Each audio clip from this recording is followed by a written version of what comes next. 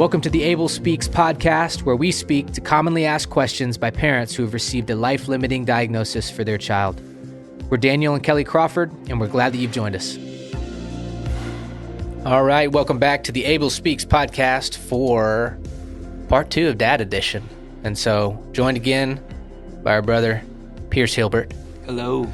August's Daddy-O.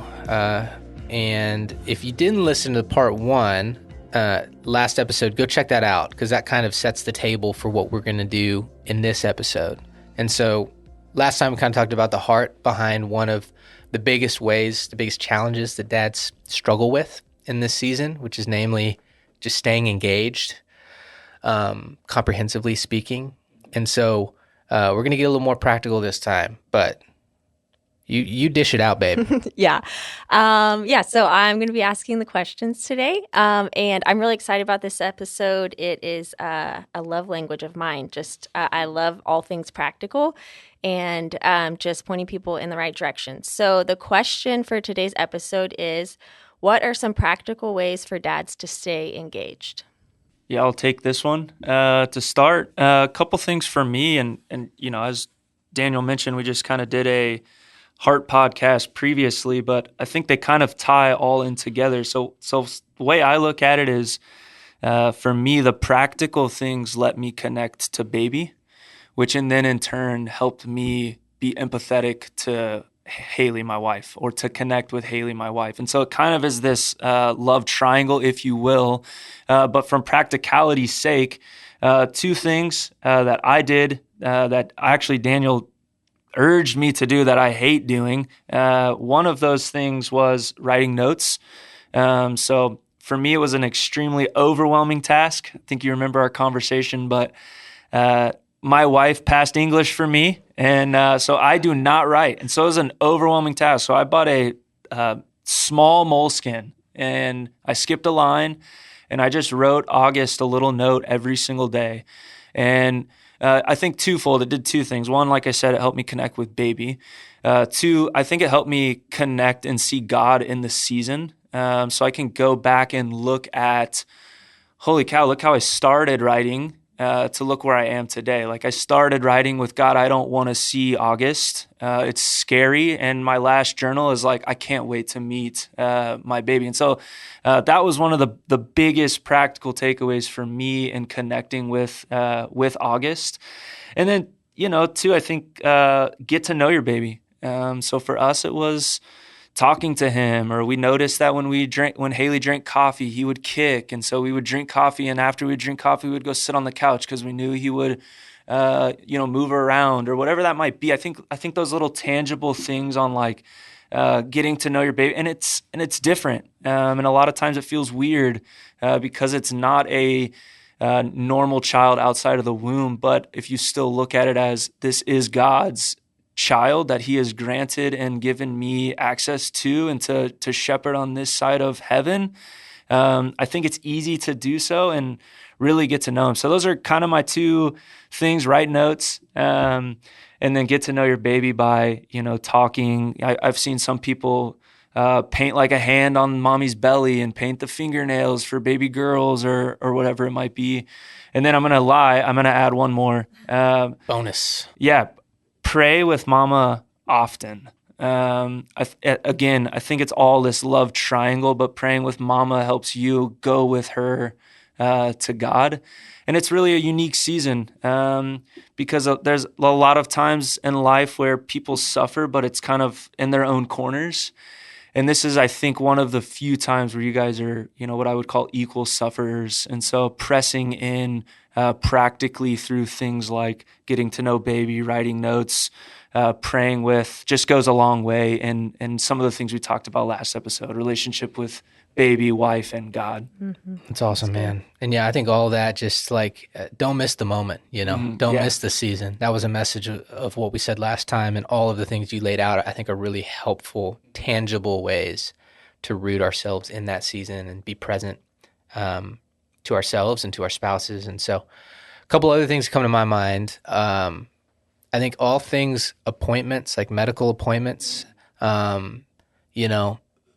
oftentimes we'll see dynamics with families where it's like, okay, dad has the more rigid 8 to 5 job, and so that kind of puts more on mom's plate.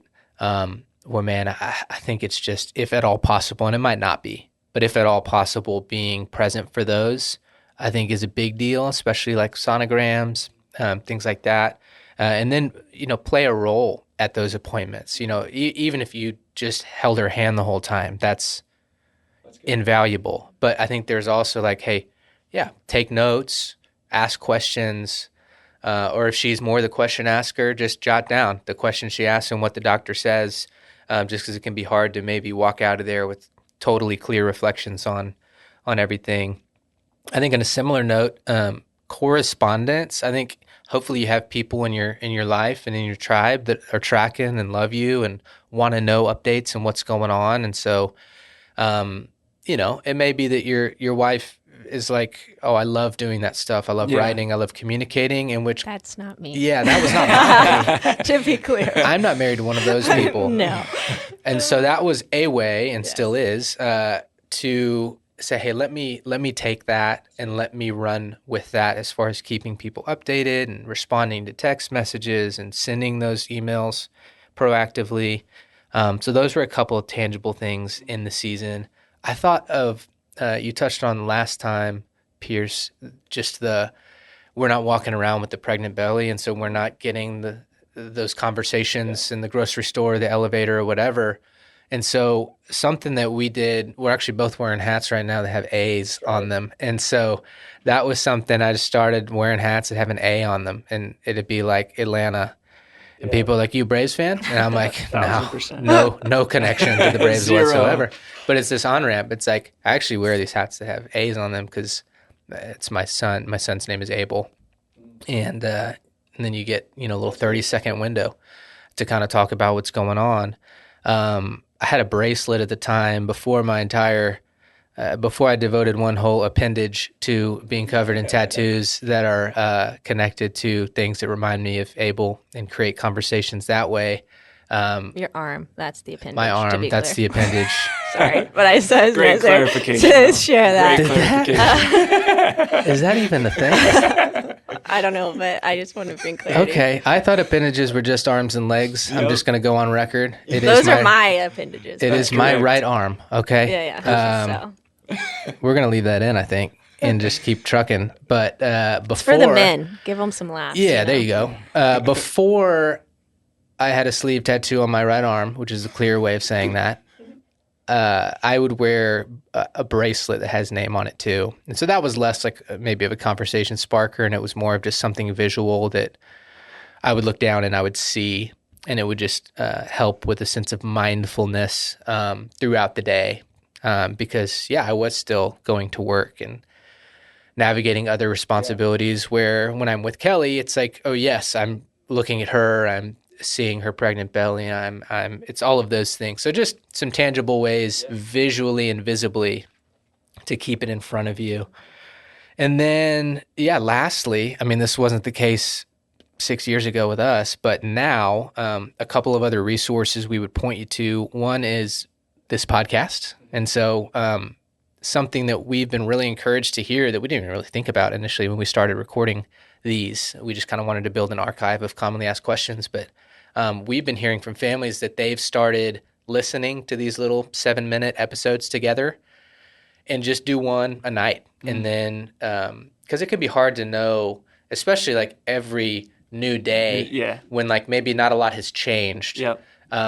It just gives you something. It's like, all right, well, let's listen to that. And then what do we think about that? Try it or talk about it. And it's less like, holy cow, let this wisdom rush over you is less what I'm saying. It's more of just like, it's something related to what you're walking through, but more specific, very thinly sliced, that just gives y'all something to, how do you feel about that? Or how did that resonate with you? And you don't know what you don't know. Yes. So it just kind of helps, like it's a new thing to talk about, or a new way for dad, for you to engage and see, oh, this is something that is important to her, or that she finds important, that you can kind of press in to kind of help, the whole topic, stay engaged and love on your kiddo and your wife in the season. So totally. And then last but not least, Kelly and I actually had the opportunity to partner with Denison Ministries, and we created a workbook, kind of a 4-week, 5 days a week, so 20 devotionals basically, just around walking through sorrow and suffering with a biblical worldview. And so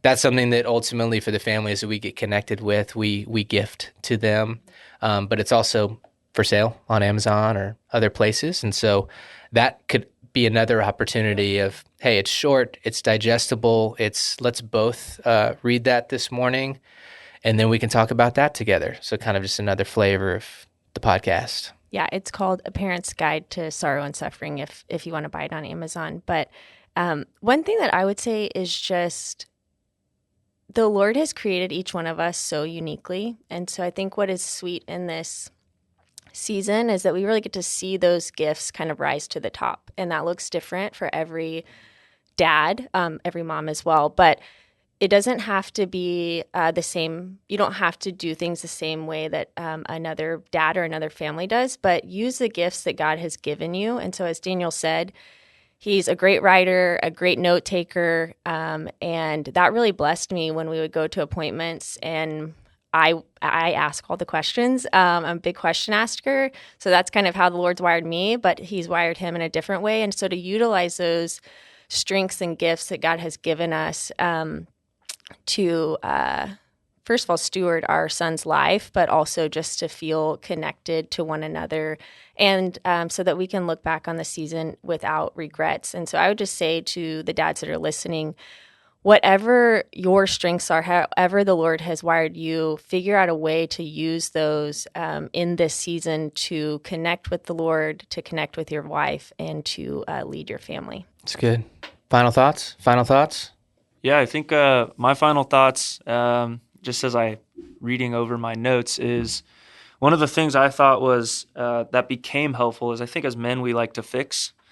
And so often what that looked like for me and Haley is she would cry and I would try to, make up some kind of bundle of words to help the situation. And one of the things that ended up being super helpful for us was just no words.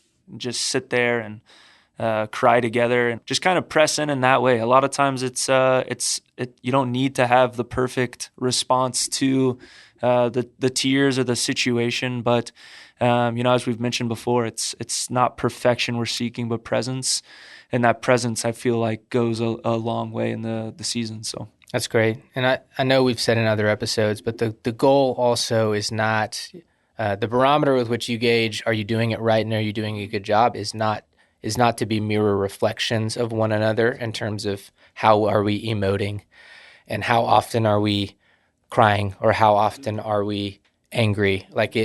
The way that it works out in each individual can be different. And I think the goal is just that intangible knowing and sense of hey, but we're together in this, And so I think what you just did, laid out, is yet another way of just non-verbally communicating that most important of things. And so I think that's the place we'll wrap it up. The little 2-episode Father's Edition. I hope this is helpful. And we're going to see you next time on the Able Speaks podcast.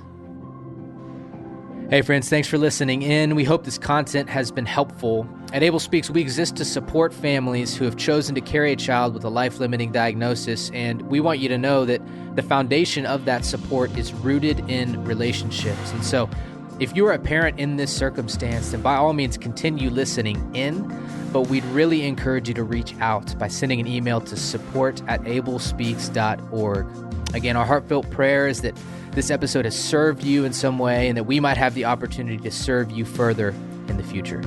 The Able Speaks podcast is produced, mixed, and edited by the team at Sound of a Rose.